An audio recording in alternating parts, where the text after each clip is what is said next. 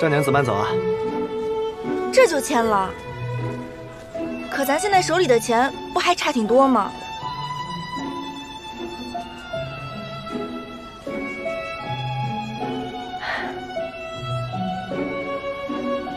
放心，有千帆在，这点钱不成问题。万一你见不着他，那不白跑一趟？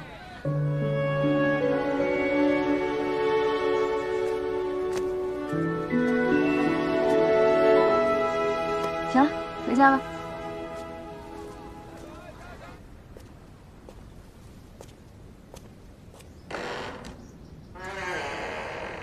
赵娘子，是我。你认识我？我有事找顾师尊，能麻烦帮着通报一声吗？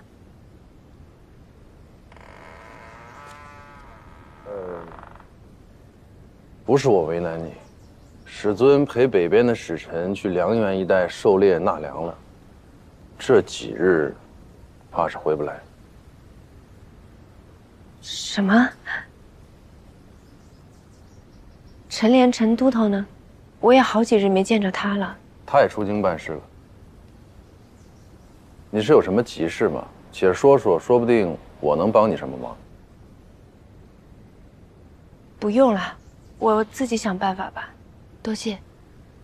你先别急，即使如此，梁园一带还没有飞鸽，我这就差飞马报信，1、2日之内，应该能把你找使尊的消息告诉他。多谢。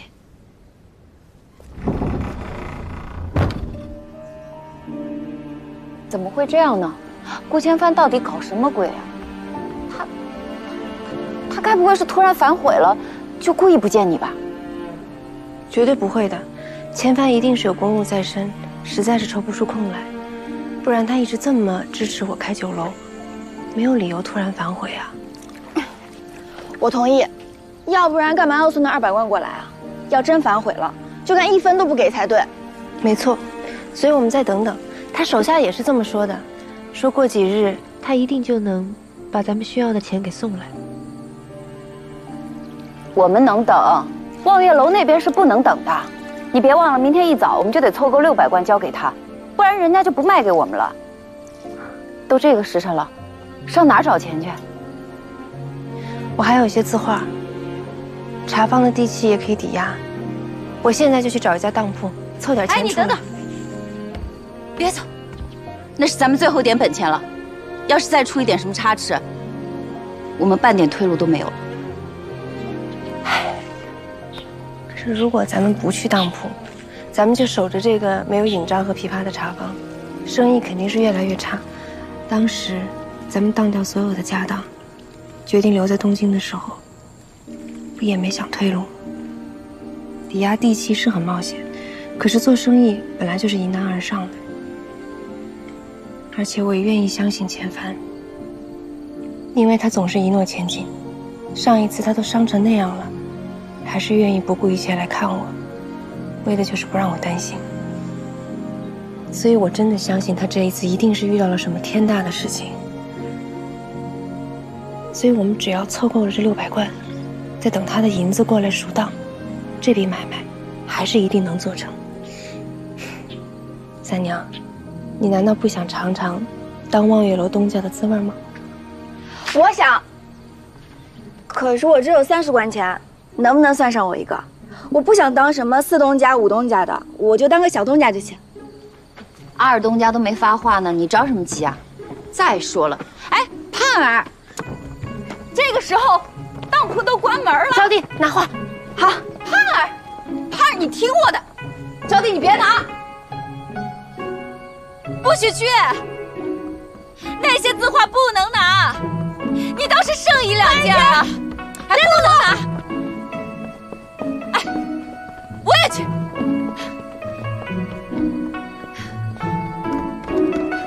这契书上只约好你什么时候付我钱，可没说我什么时候退你钱呀。不满意的话，你就上开封府告我去好了。哼！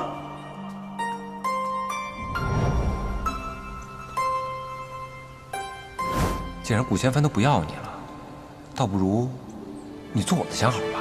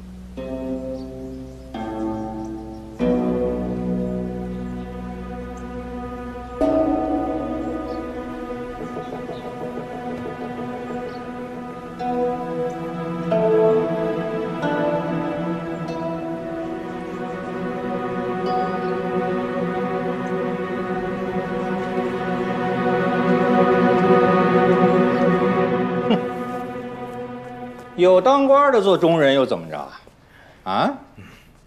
我跟你说，这女人啊，胆子都小。那个姓赵的被我一吓，眼泪都快掉下来了。哎呀，哼，害我买卖不成，不还他头钱又怎么样？是。东家，赵娘子上来了。赵娘子，您这是送钱来了？哟，怎么没看到搬钱的小厮啊？我就等着您后头这600贯，好恭喜您当上望月楼的新东家呢。您说对了，我就是给您送钱的。大象国司的长生裤贴，您要不要？要，当然要了。哎呀，赵娘子真是有手段呐，这么快就找到财源啦。假的啊！哎！你干什么？赵娘子，你这是干什么？不想出人命就都别犟。买卖做不成，要不然按契约还我那300贯，要不然我们就一起去死！哎，等！赵娘子，有话好好说嘛哈！哎，你以为女人不敢动真格的是吧？我给你那600贯，是我们姐妹3个人10几年的全部身家，身家都没有了，要命干嘛？我数10下。1，赵娘子，好好说嘛！啊，3，我给，快去拿钱！赵娘子，哎呀，手下留情啊！哎，手下留情。他就这么容易把钱给你了？你是怎么从望月楼脱身的？我临走的时候逼他吃了一个药，说是教方的秘制断肠散，只要1个月以内他不瞎折腾，我就派人把解药给他。你这招是根固，你是故意骗他的啊！这招用得好，对付这种人就得用狠招。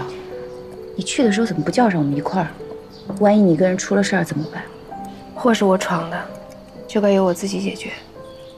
咱们现在虽然要回了300贯，可是茶坊的契书还在当铺压着。我想着把那些首饰字画都卖了，再问杜夫子借些钱，赶在明晚之前把茶坊的契书赎回来。杜长风他愿意借我们钱呀？啊，他自己提的。三娘，我想着只要茶坊还在，咱们还能赚钱，就死不了。但是你们还愿意跟我重新再开始吗？哎呀，当然愿意啊。那些字画卖了也就罢了，你那红筛红钗子，真舍得啊？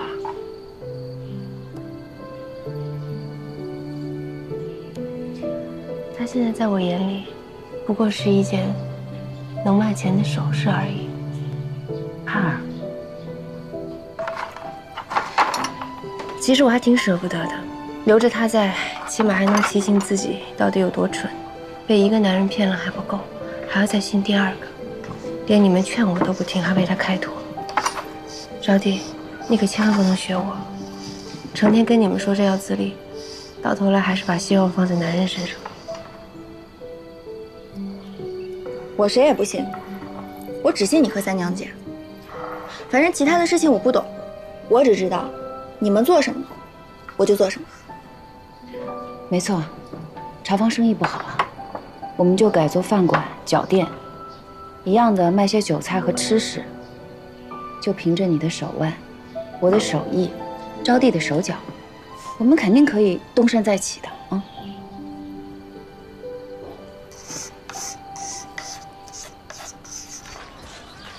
真卖啊？不卖，咱们现在去那干嘛呀？可是我怕盼儿姐后悔。我也怕。三娘姐，你说咱把茶坊改成脚店，就真能赚钱？我其实心里也没数，但我看盼儿那样子，我也只能这么说。他是个要强的人，成亲前男人不辞而别这事儿他遇到2回，换我早就跳第2回江了。可他呢，只逼着别人跳楼，眼泪都不会在我面前流一滴。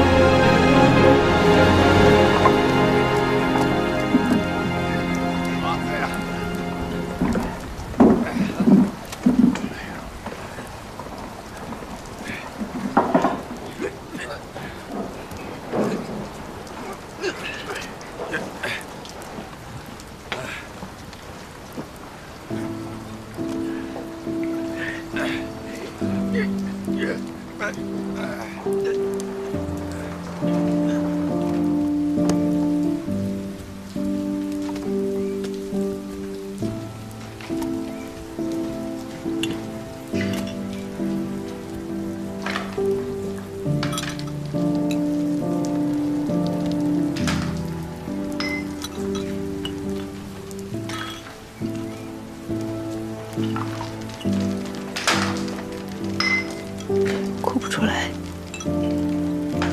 哎呀，没事儿的，这屋子塌了，地还在，大不了我们重新再来嘛。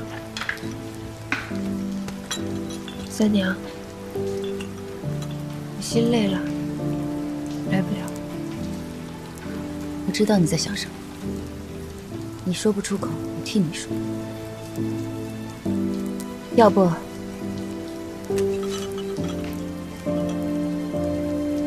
咱们之间茶坊就别数了，我也不用跟杜长风借钱了，就把你要回来的那300贯分一分，该给尹章的给尹章，该给招娣的给招娣，咱们就回钱塘做点小生意。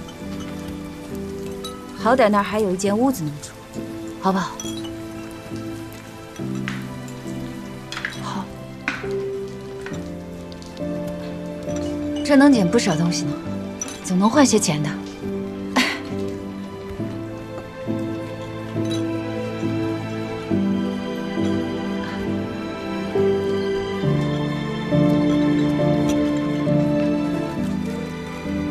哦，老天爷！以前我总说自己从不后悔，可这一回，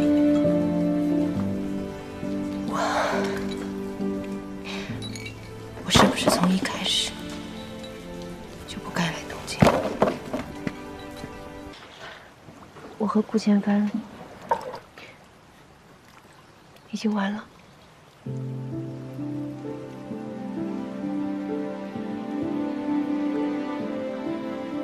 他和那个欧阳旭一模一样，突然就找不着人了。酒楼的买卖做不成了，茶坊又被风给吹坏了。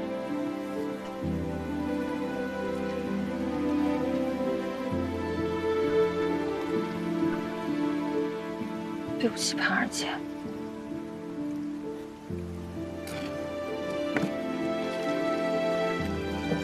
不关你的事了。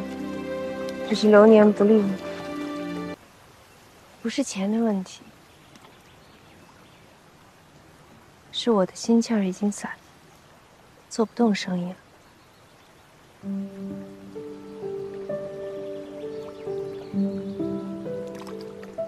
我想回钱塘。盼儿，可当初我们3个决定留在东京，最根本的原因不是顾千帆。而是因为我们不甘心吧？你可以当欧阳旭死了，为什么不能当顾千帆也死了？为什么要因为一个男人一场风雨，就忘了我们的初心？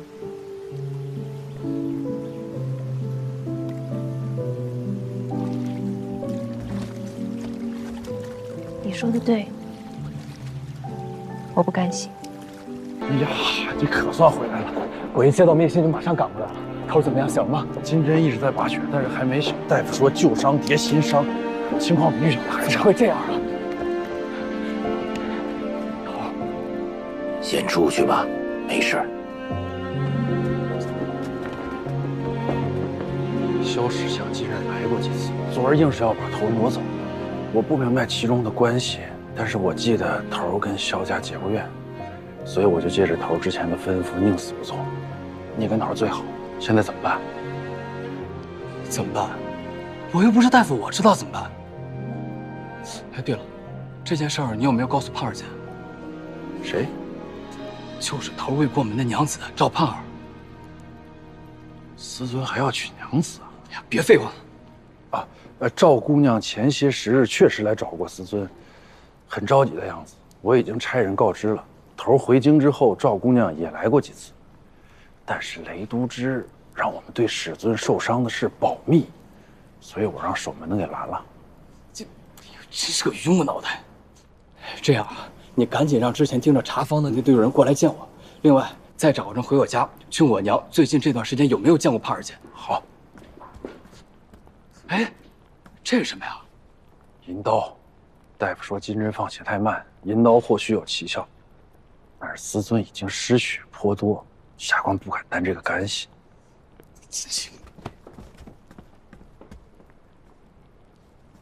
再这么昏迷下去，人都没了。出了什么干系，我担着。放。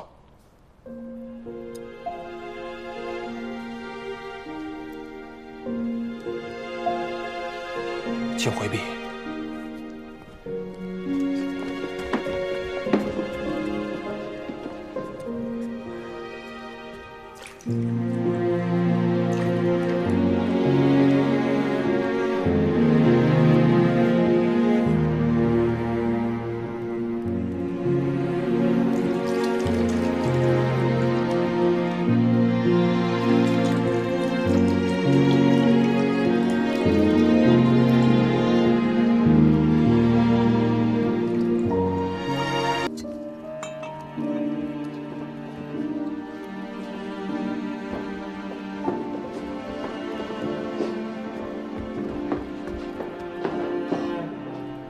头，大夫，这淤血不是已经放出去吗？人怎么还不醒啊？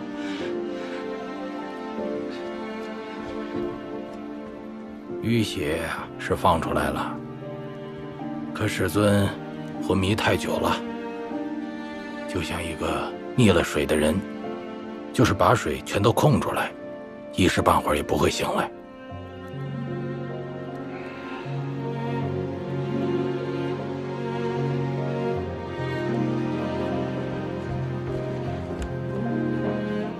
头儿，你快醒醒来，头儿！帕尔姐那边出事了，头儿！帕尔姐出事了，头儿，你快点醒醒啊！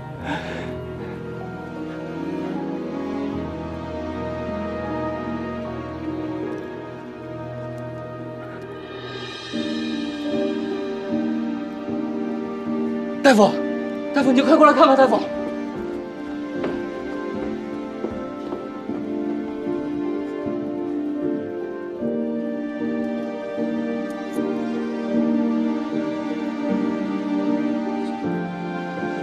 帕尔姐被骗了，尹长贤那儿也出事了，这。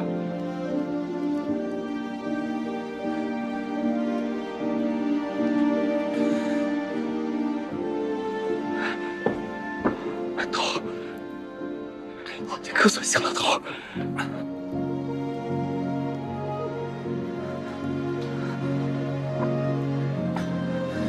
怎么样了？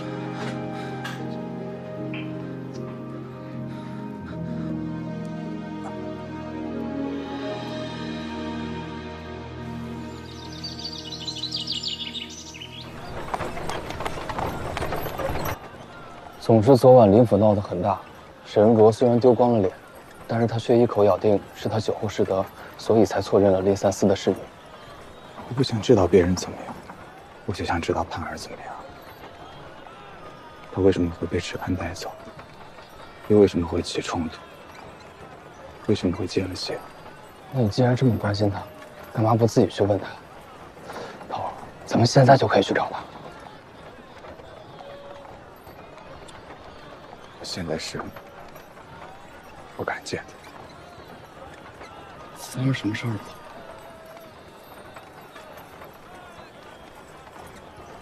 我跟他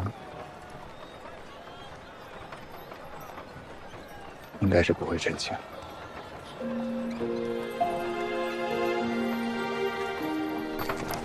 我要不然带3位娘子去尝尝东京城的小吃。皇城司的人，喂，大白天这么快的拿，这人算谁的呀？你没说啊，头儿，搞什么鬼？头儿，赵娘子他们在前面。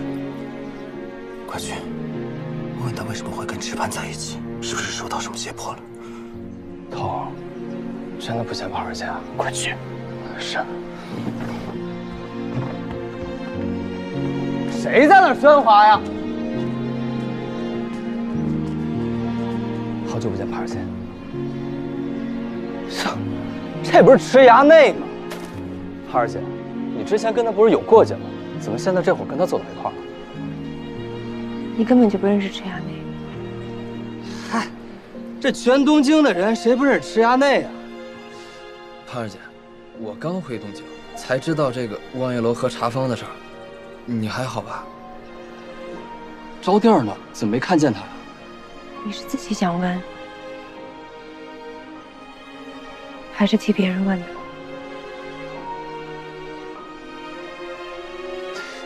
这我当然替自己问的。你没事就行，帕尔姐。那个还有啊，这个池衙内可不是什么好人，你千万离他远点。要有什么事儿，你赶紧叫人通知我。我呸！你小子算哪路神仙呀？本衙内怎么就不是好人啊？你哪点像好人？我哪不像好人？既然断了前程，我跟谁在一起，都跟别人没有半点关系。没错。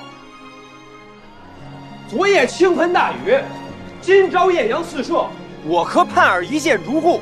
刚在永安楼把酒言欢，促膝长谈。尹张3娘他们都是见证。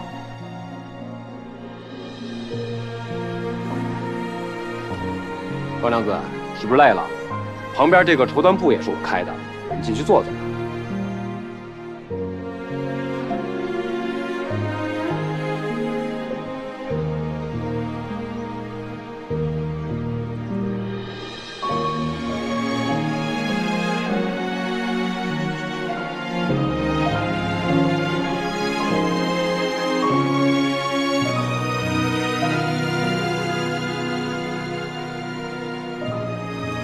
是个没用的男人。陈阿内，一会儿啊，你准备个火盆，让盼儿跨一跨，去煤气。旧的不去，新的不来，听见了吗？你别说。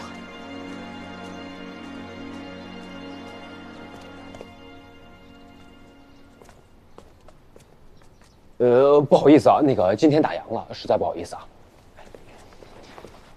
不好意思，今天打烊了，实在不好意思啊。你也赶紧走吧，快点，快！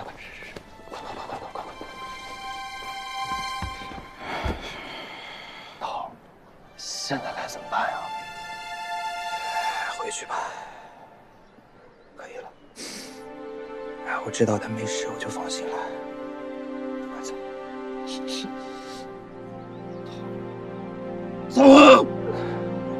走！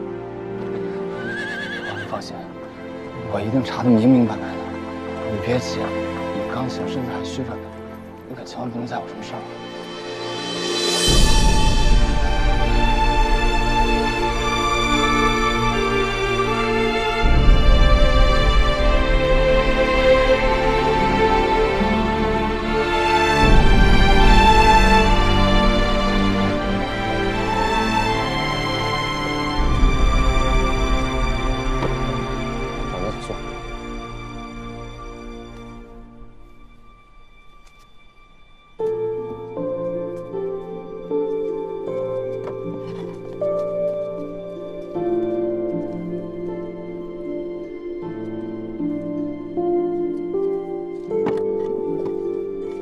我去给你倒杯水啊。盼儿姐，你是不是心里很难受？难受你哭出声来。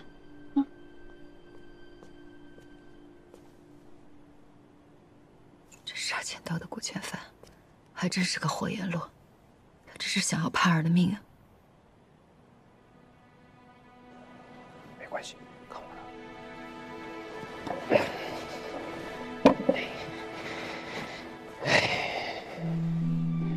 盼儿姐，你知道今天我有多高兴吗？我跟顾千帆那小子作对10多年了，那还是头一回赢得这么痛快。他居然躲在车里面，连个声都不敢出，就跟个鹌鹑一样。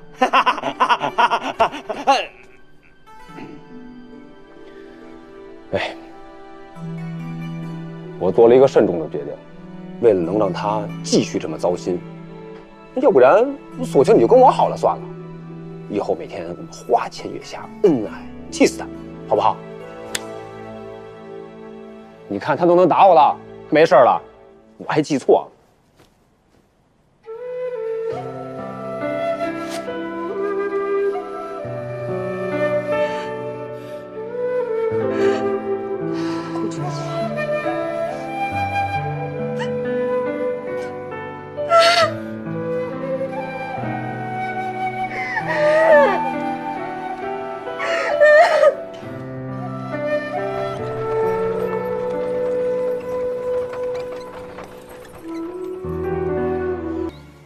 你怎么来了？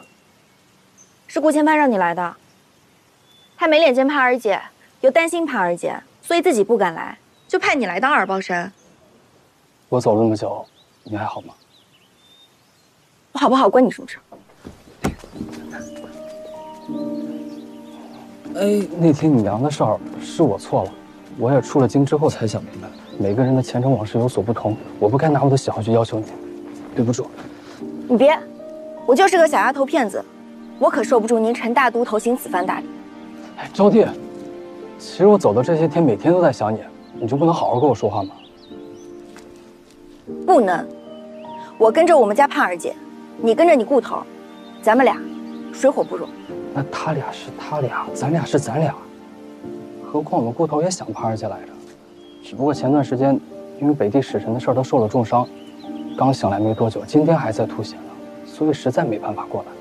反正啊，那个池丫那不是什么好人，你们千万得小心点。再不是好人，也比你们顾头强。我只知道，他是个临阵脱逃，连句话都没有留下的人，害得盼儿姐还得给人家跪下来，求人家借钱，才度过了这个坎儿。跪下？这中间肯定出了什么岔子。前阵子我们头还让我帮他卖了2束庄子去筹钱，怎么会故意不给盼儿姐呢？何况我们头也不是故意不见盼儿姐的，只不过这个事情事关北地使臣的国家大事，这朝廷下了封口令，不允许我们往外说。还有，我们头现在病得厉害，天天都在喝药。喝药很了不起吗？盼儿姐也喝药，她每天都得喝蝉蜕汤才能睡得着觉。什么想来不能来呢？她要是真有心，就托你给盼儿姐带句话，说她很忙，说她不方便，这很难吗？反正说破了天，她顾千帆也是个不敢露脸的孬种。不是，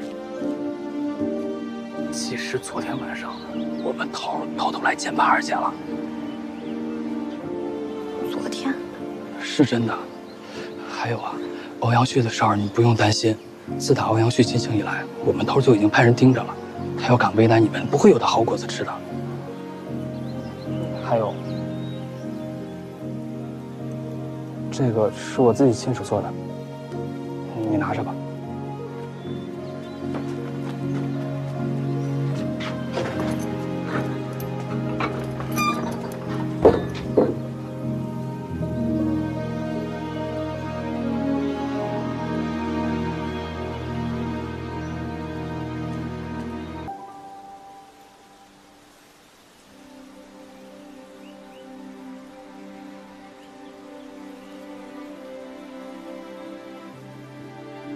陈莲真这么说？我一个字儿都没有改。我之前就觉得这个事儿有点古怪，而且陈莲绝对不会在这种事情上骗我。可能真的是因为北地使臣的事儿，所以黄承思才对你守口如瓶，不告诉你任何他的消息。可那天他就在车里，他为什么不肯下车见我？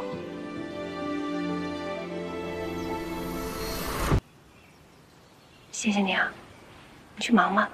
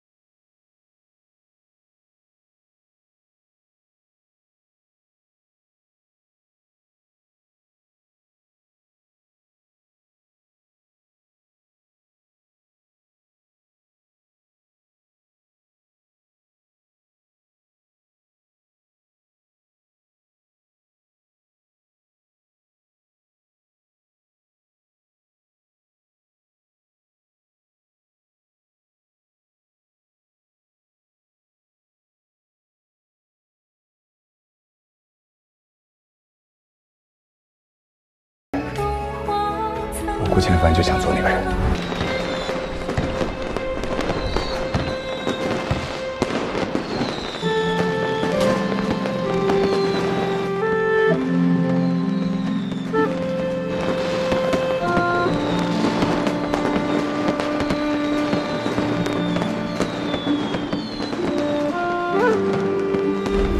我想开间酒楼，你别总是一副如临大敌的样子。你夫妻之间本来就应该互相体谅，这才是正道嘛。像你借钱手心向上，自然就矮了3分嘛。借1次2次，你还愿意帮我们，那10次100次呢？1000次万次亿次我都愿意。这次是你主动的，想好了？夫君不负我，我必不负君。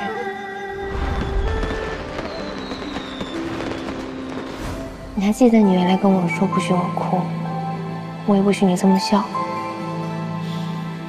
既然我们在一起，所有的喜怒哀乐，我都会分担一半。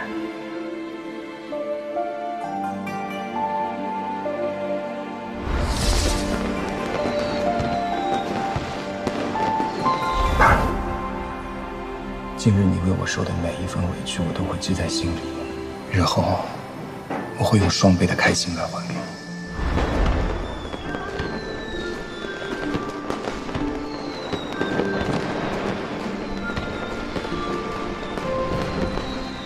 好。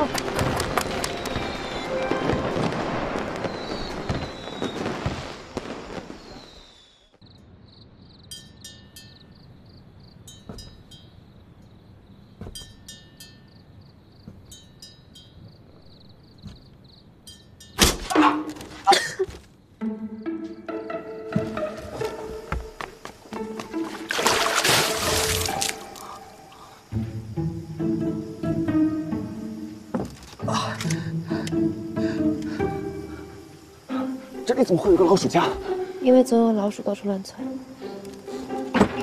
哈，顾皇城，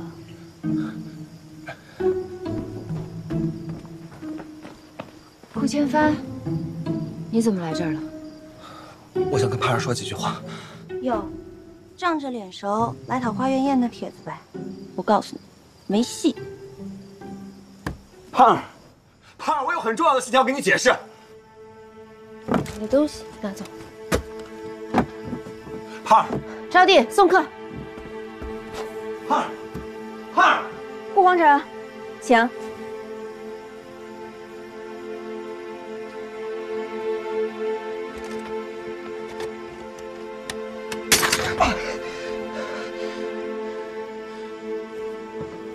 不好意思啊，弄湿了您的衣服。但是我真的以为这是贼。这招还是跟陈莲学的，他说有水迹，才能找到贼的去向。我刚才看到盼儿好像很憔悴，是不是最近在忙永安楼的事情，很辛苦？顾皇城，您觉得您现在还有资格关心盼儿姐吗？行了，招娣，你别说了，你还是赶紧走吧。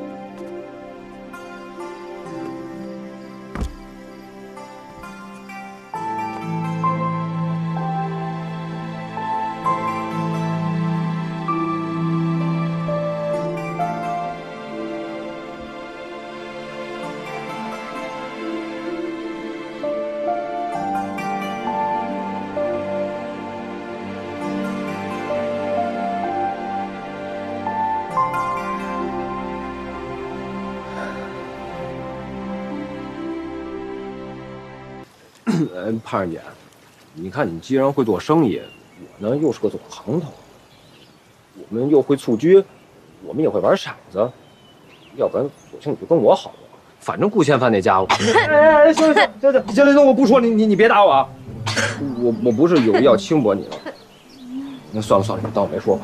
哎，等等，你有心思琢磨这些，你不如找个安静的地方琢磨琢磨，怎么样才能让永安楼有更多商机？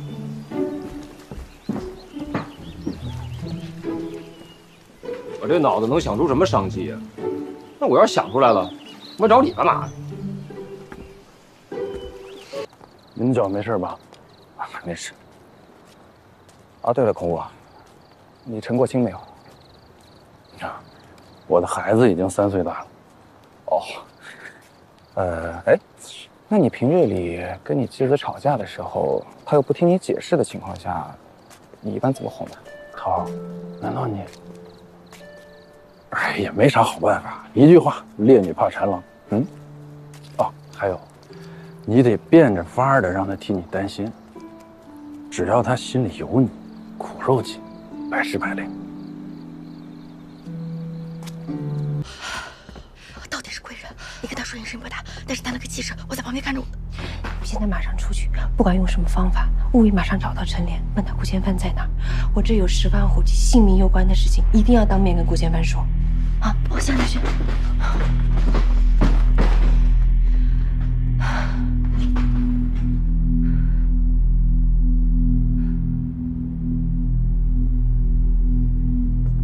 那你现在可有人护着？原来有，现在没了。那这个人一定是个混账。也许吧，但他也真对我好过，至少他不介意我层柔见紧，愿意娶我为正妻，所以我总不愿意恨他。二姐，哎，招娣让我跟你说，陈莲告诉他来的人是官家。官家？顾千帆呢？陈莲有没有说他去哪儿？陈莲说官家是悄悄出的宫，顾皇城应该已经收到信报了，往这边赶过来了。在官家身边的不是皇城司就是殿前司的人，他们现在弄不好还在附近。你马上让招娣去找陈莲，让他们的人马上撤，千万不能让官家知道皇城司的人知道他在这儿。好。借你的马车一用，千万要半路截住顾千帆，不能让他上这儿来。好，我亲自送你，这样惊动人最少。我去驾车，你在小门等我啊。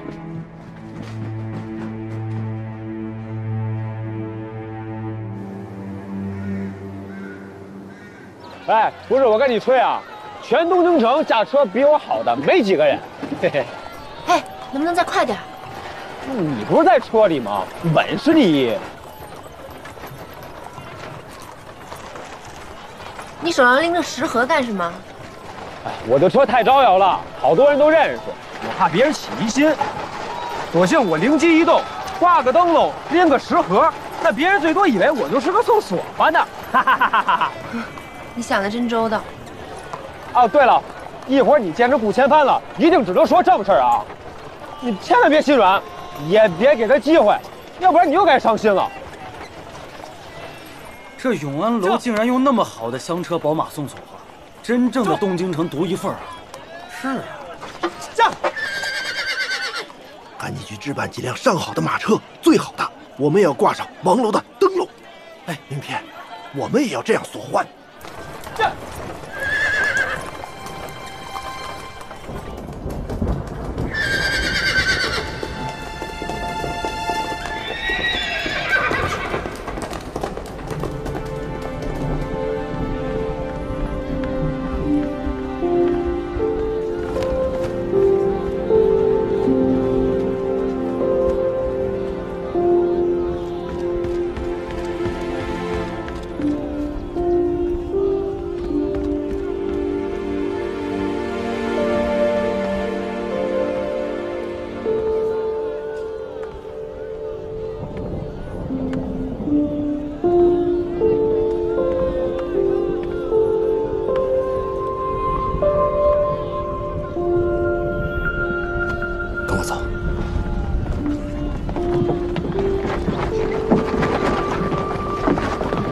让一让，让一让，让一让。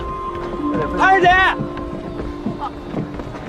潘二姐，哎，让开让开，找人呢，找人呢，让开让开让开。跑哪儿去了？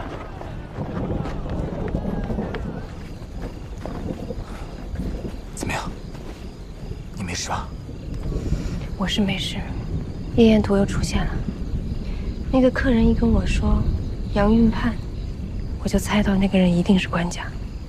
后来我一想，欧阳旭这次突然回京，8成也是找到了那幅他以为不在他手上的夜宴图。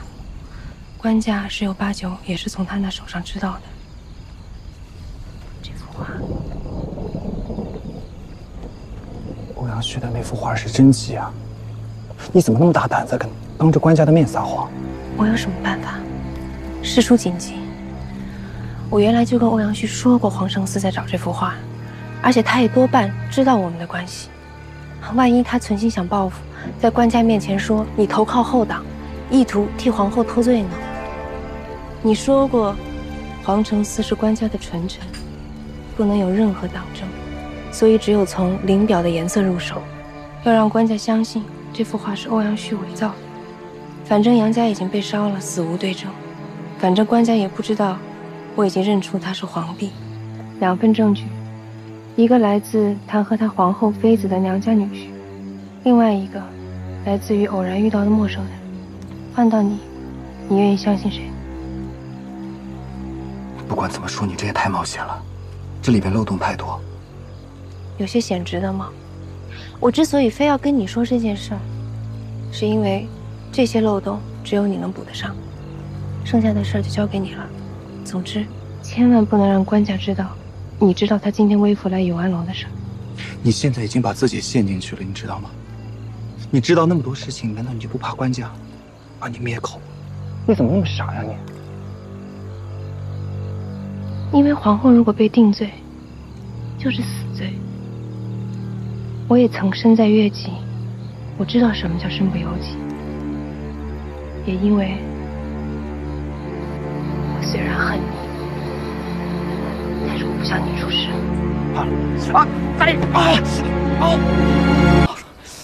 你怎么了？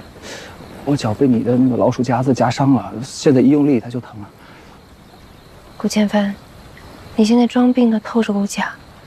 刚才你上桥的时候，我看见你了，你腿脚伶俐的很。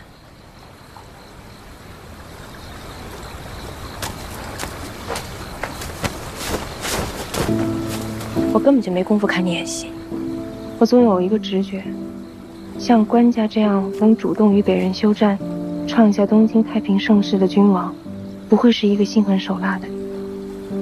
夫妻多年，他也不会不知道皇后的底细。如果他最终愿意相信我，那就代表他打心底愿意去相信自己的皇后。言尽于此，就此。听我说，后来我又因为北使受伤，身不由己。望月楼那边发生了什么事，我根本就不知道。所以你就做个懦夫，在马车里不肯下来。你宁可这样，也不愿意下车跟我说一句我要和你一刀两断。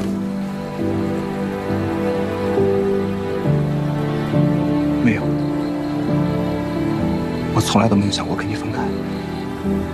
你可不可以再给我一次机会？为什么不能把话说得清清楚楚？你自己能发誓这么长的时间以来，你一次都没有想过要悔婚吗？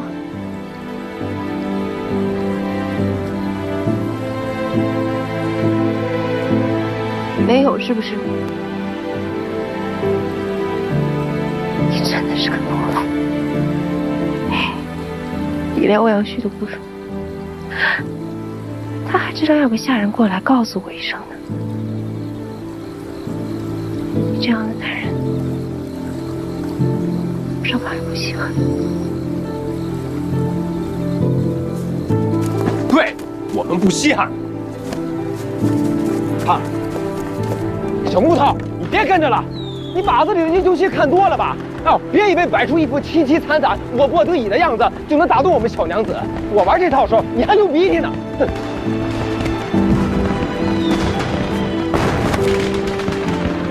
你要是不想在官家面前露馅，就少来永安楼小店找我。别理他，我们喝酒去。别再跟过来了。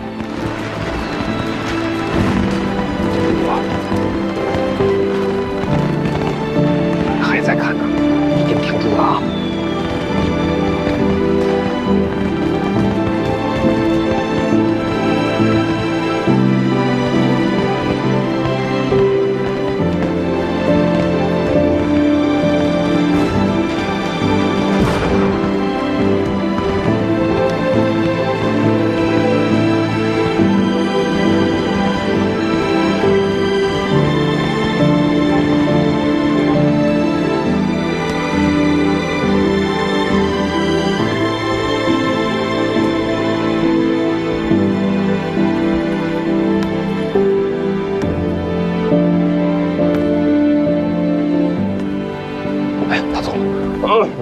我不是乘机占你便宜啊，我就是帮你气那块死木头。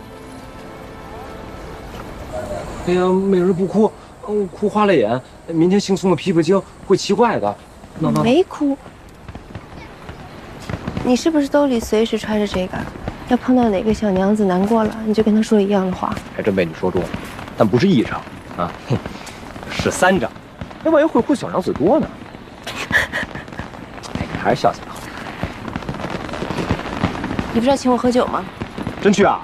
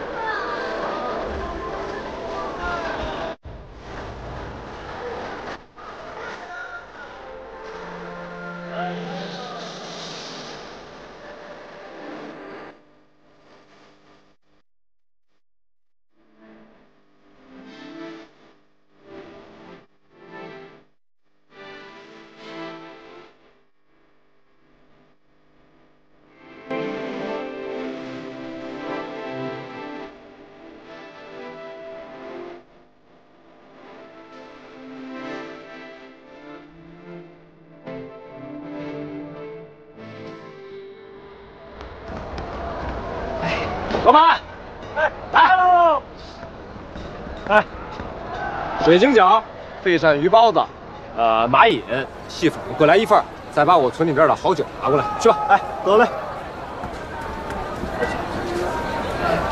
这段时间你也辛苦，今天晚上好好放松放松，我带你尝尝东京的名小吃。好啊。别看这个地方不怎么样啊，打小我尝过。这个酒是姚泉酒，是我从八大郎的别庄里悄悄偷来的。真的？啊，真的啊？那我偷我，谢谢啊。快去吧。我偷酒的时候还被王庄的狗咬了，我现在腿伤还没好。快尝尝，你等。咦？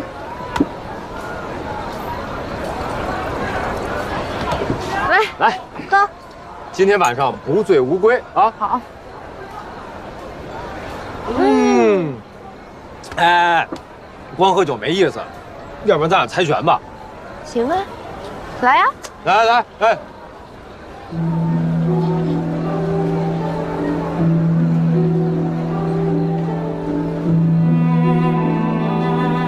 这样，换一个。下次谁输了，谁就答应对方一个要求，怎么样？行啊。来，说好了啊。5、15、15、10、5、10、10、15、10、哎5、10。哎呦，等，喘不上气儿，歇会儿。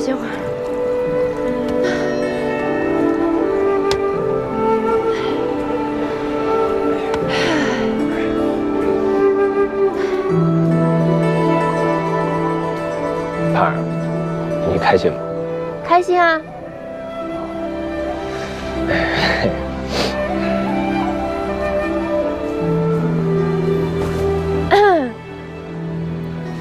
接下来你是不是想说，盼儿，让我一直陪着你，一直这样开心下去，好不好？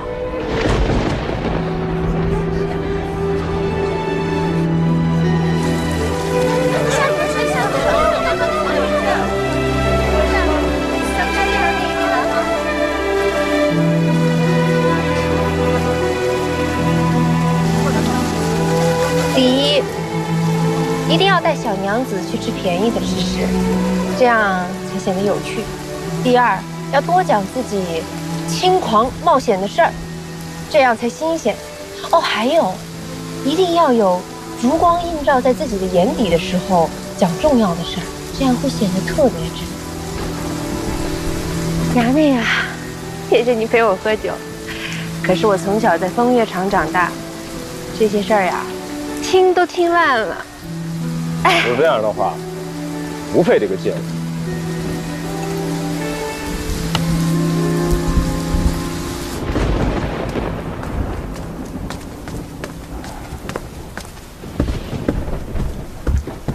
管家，玉锦酒来了。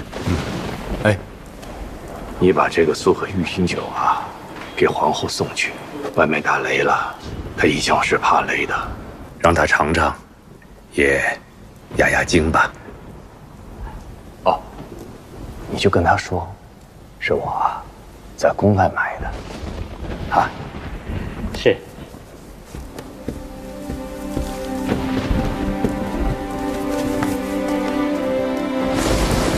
哦，我懂了。你是怕我像他一样扔下你不管，对不对？放心啊，我不会的。我这个人很长情的，真的。那要不是张好好，他把我的鸟给砸了，那我现在还跟他一直好着呢。哎呀，呸！我不是说你是他的替代品啊，我是想说，反正总之，咱俩合伙做生意，对不对？那你就是我的财神娘呀。那我得罪谁？那我也不能得罪钱呀。可我就是不喜欢你啊。为什么呀？为什么？那你说吃豆腐脑，你喜欢吃甜的，我也喜欢吃咸的，这没有好坏的差别嘛，就不是那个味儿。你这是狡辩。豆腐脑，那顾千帆带你吃过豆腐脑吗？啊？瞧瞧，我说准了吧？你爱吃咸的，我爱吃甜的，这怎么了？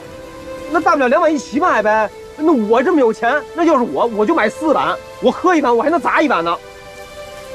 哎，衙内啊，我特想问问你，这几天你老是缠着我，你是觉得就跟顾千帆较这劲儿呢，还是觉得一定想要压我一头而不得呢？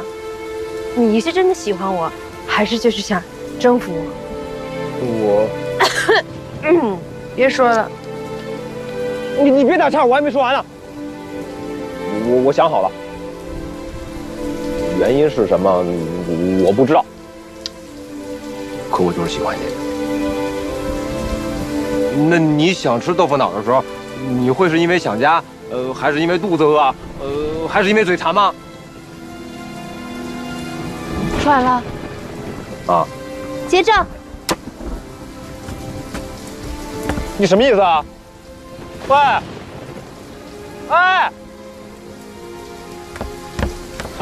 你等等，我这人信命，要不然咱俩再赌一回吧，一切交给老天。我要是赢了呢，你就跟我好；我要是输了，我就答应你3个要求，谁都不许反悔。好啊，赌什么？什么？赌什么？你来选，只要马上见分晓就行。要不然咱们就赌，下一个出现在桥上的是男是女？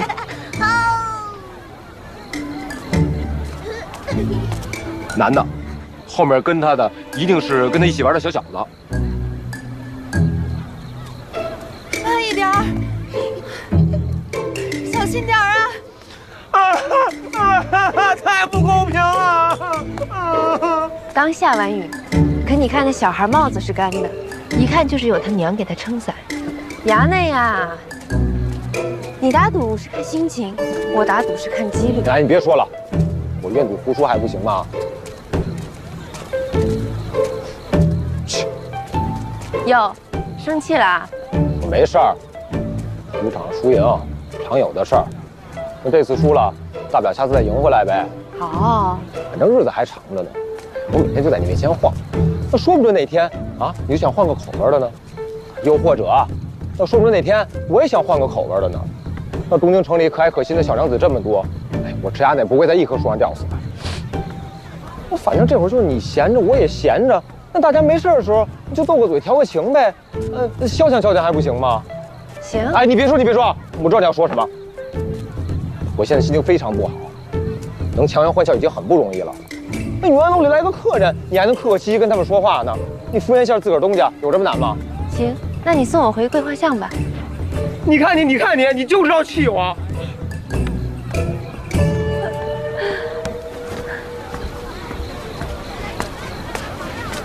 你好，2文钱一个。来，谢谢。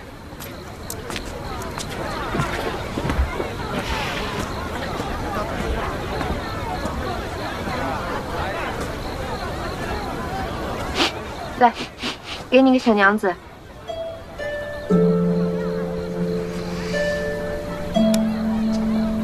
这个小娘子哪有你好啊？你看她长得这么胖，比我好看。行，君子一言，驷马难追。你说吧，你想让我帮你做哪3件事啊？第一，我想你回答我个问题。你为什么老叫顾千帆小木头？他们家到底发生过什么事儿？他爹又是谁？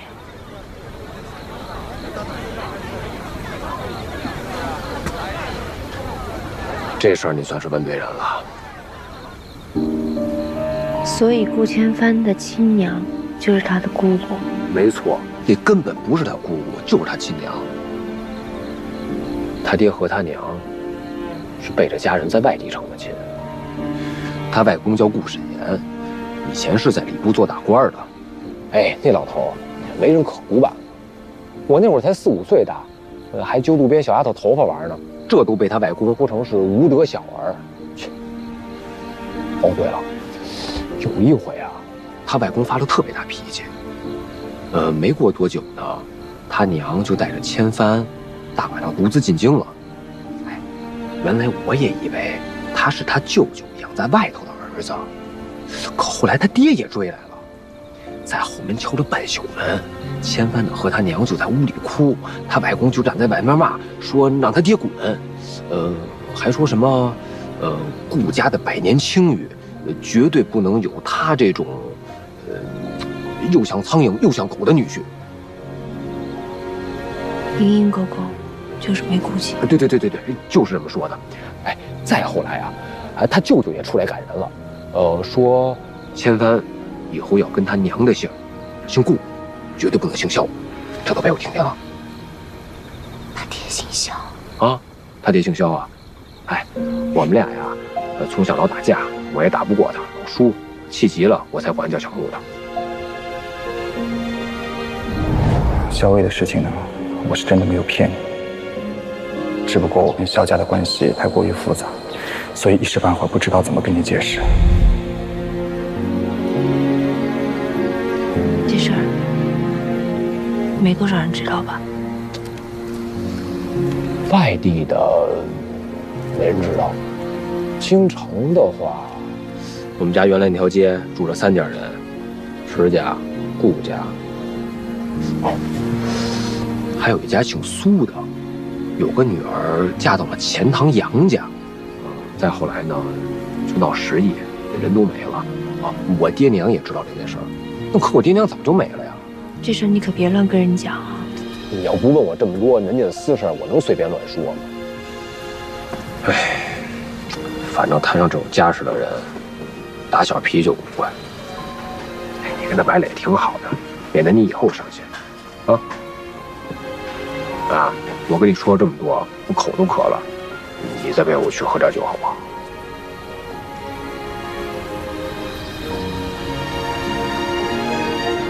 哎，等等，你说你是东京绸缎行会的把头啊？怎么了？那你能再帮我一个忙吗？算我第2个愿望。